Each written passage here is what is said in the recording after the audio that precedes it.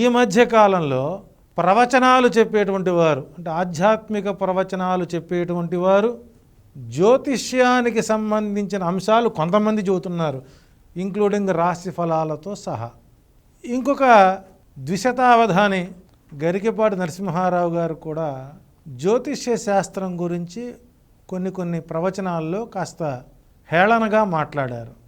ఒక వ్యక్తి మాటలు ఇన్ఫ్లుయెన్స్ అయ్యేటువంటి ప్రేక్షకులు కొంతమంది ఉంటారు.